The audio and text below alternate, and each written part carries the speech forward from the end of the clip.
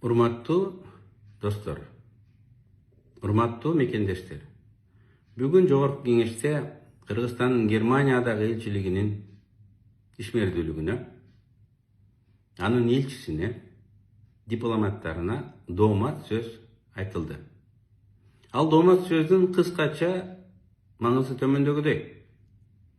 Кыргызстанга келгиси келген немис граждандары Кыргызстандын Берлиндеги элчилигине виза маселеси боюнча кайрылышат.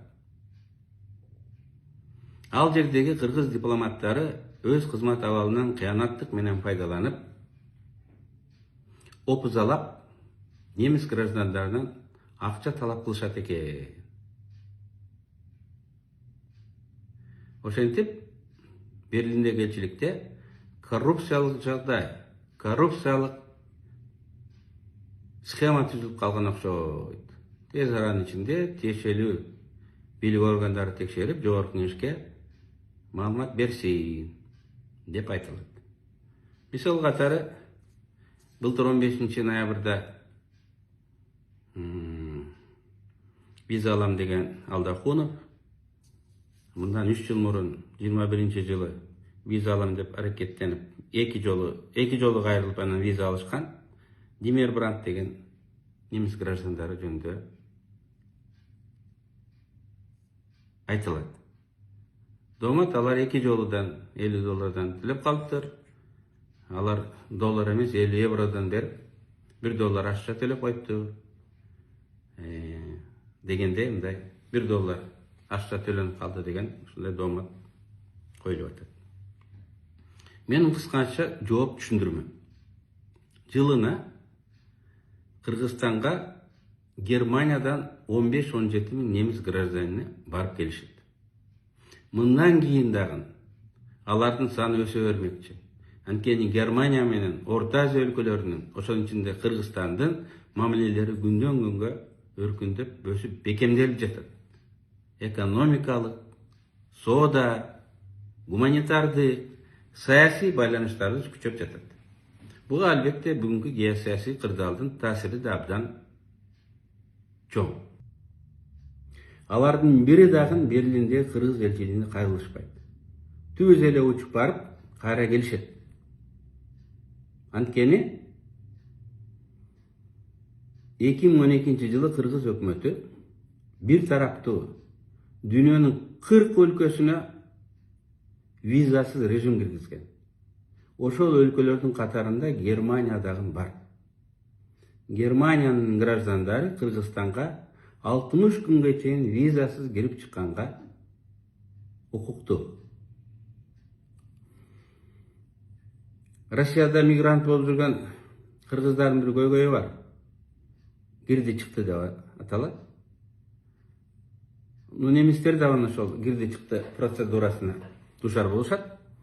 Эгерде 60 күндөн ашык Кыргызстанда жашайм, иштейм деген немис гражданины болсо, ал узак мөөнөттүү виза алууга милдеттүү.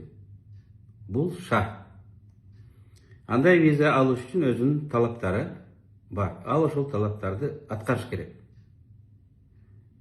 Эгер аткарса, ал токтоосуз түрдө виза алат. Бирок узак мөөнөттүү виза алуу боюнча дагы немис граждандары Кыргызстандын элчилигине кайрылышпайт. Анткени 2017-жылы Тышкы иштер министрлиги коррупцияга каршы күрөшүү максатында виза берүүнүн тартиптерин жөнөкөйлөтүү максатында виза берүүнүн мөөнөтүн кыскартуу процесси тездетүү максатында электрондук виза деген портал ачкан. Бул проекттин маңызы виза алгысы келген чет элдик кыргыз дипломаты менен түздөн-түз катташып, жүзмө-жүз көрүшө албасы, жең ичинен сүйлөшүп, коррупциялык алака түзө алышпасы деген ниет. Бул проект электрондук виза порталы адам факторын минимум кылат. ошол жана алда Кунов Кыргызстанда кайсыл дипломат анын ишин карап атканын билбейт. Жүз көрүшпөйт. Сүйлөшө алышпайт. Акча берем десе дагы бере албайт. Анткени ошол консул акысын дагы Германиядан туруп Кыргызстанга которот. Документтерин дагы электрондук почта аркылуу жөнөтөт. Эгер документтери так болсо, толук болсо, анан анын өздүгү биздин атайын кызматтарда шек жаратпаса, ал токтоосуз түрдө визаны алат. Ооба, кээде документтер так болбой калат, толук болбой калат, бүдөмүк пикирлер пайда болушу мүмкүн. Анда ал экинчи жолу баарын тактап, толуктап кайрылганга укуктуу. Ар бир кайрылганда консулдук кызмат акыны $50 ал төлөп турушу керек. Бул коррупция эмес, бул закондо көргөзүлгөн кызмат акы. Биз деле, мен деле Америкага барам, Европа өлкөлөрүнө барабыз деп визага документ берсек, канча жолу барыбыз отказ алып атабыз. Ар жаңы барганда кайрадан консулдук кызмат акысын төлөйбүз. Алардыкы $50 эмес, алардыкы көп керек болсо. $1000 деп чыгым болгон үй бүлөлөр бар. Виза ала албай жүргөн. Бул дүйнөлүк тартип ошондой. Канча жолу кайрылсаң, ошончо жолу төлөйсүң. Германиянын элчилигине деле Бишкектеги шарт ошондой. Эми биз аларга бекер беребиз деп биздин консулдардын кызматын баркын кетирбешибиз керек деп ойлойм.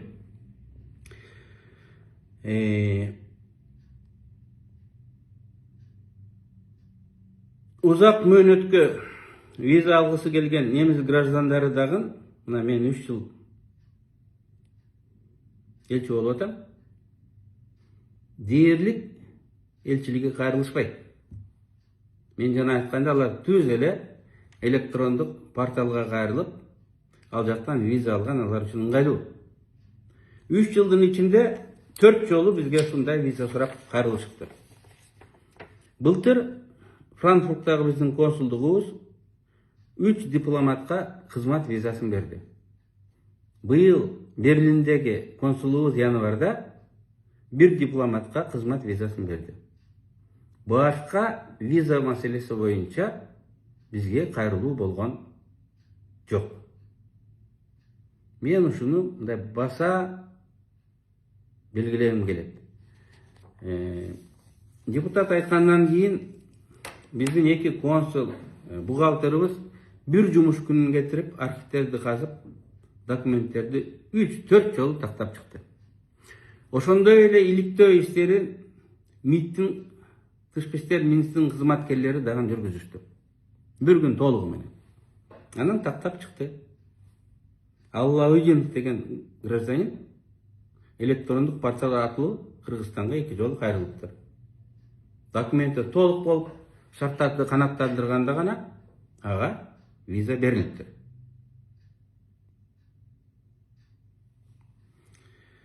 Эми сөзүмдүн аягында Кыргызстанда коррупцияга каршы келишкис кеңир фронтто күрөш жүрүп жатат. Ийгиликтер да бар.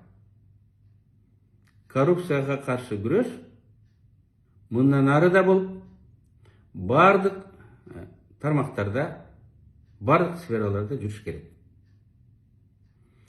17 жылы башталып, азырда иштеп жаткан тышкы иштер министринин проектисин мен коррупцияга каршы күрөштүн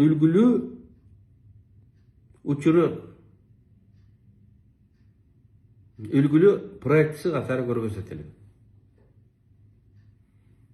Виза алам деген чет элдик электрондук виза порталына кайрылып, минимум адамдык фактор бар жерден өзүнүн визасын алат. Мен ойлойм, мамлекеттик башка кызматтарды дагы чет элдик эмес, кыргызстандыктар үчүн, өзүбүз үчүн ушундай кылып коюшубуз керек. Ака-жука деп, энеңе бар, атаңа бар деп, бизди кыргыз чиновниги кыйнабай тургандай кылышыбыз керек. так ушул тышкы иштер министринин тажрыйбасын биз Кыргызстандын ичинде да пайдаланышыбыз керек. Мен сөзүмдү ушуну менен бүтүргүм келет. Саламатта болуңуздар.